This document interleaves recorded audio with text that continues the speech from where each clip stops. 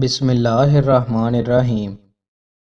رسول اللہ صلی اللہ علیہ وآلہ وسلم نے ارشاد فرمایا، کسی کو بچاڑنے والا شخص زیادہ طاقتور نہیں، طاقتور شخص تو وہ ہے جو غصے کے وقت اپنے آپ پر قابو رکھے۔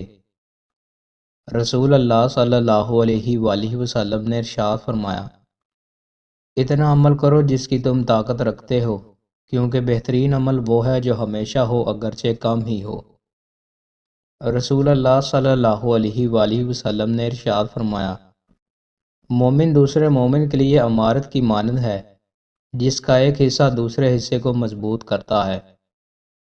رسول اللہ صلی اللہ علیہ وآلہ وسلم نے ارشاد فرمایا، جو اپنے والدین کے ساتھ اچھا برتاؤ کرتا ہے، اس کے لیے خوشخبری ہے کہ اللہ پاک اس کی عمر میں اضافہ کر دیتا ہے۔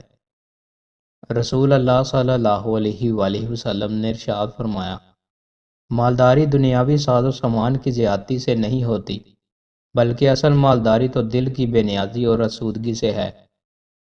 رسول اللہ صلی اللہ علیہ وآلہ وسلم نے ارشاد فرمایا، مجھے سورہ بقرہ کی یہ آخری آیات عرش کے نیچے خزانے سے دی گئی ہیں، مجھ سے پہلے کسی نبی کو نہیں دی گئی۔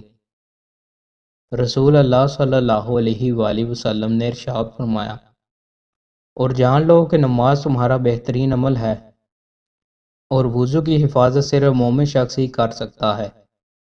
رسول اللہ صلی اللہ علیہ وآلہ وسلم نے ارشاد فرمایا، ہر انسان سے غلطی ہوتی ہے، اور غلطی کرنے والوں میں بہترین وہ ہے جو توبہ کرے۔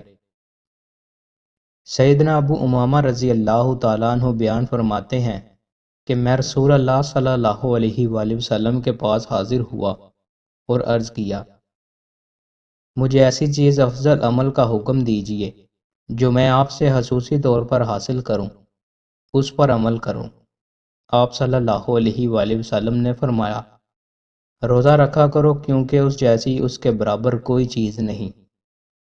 دوستوں، مزید اچھی ویڈیوز کے لیے ہمارے چینل کو سبسکرائب لازمی کریں۔ بہت شکریہ۔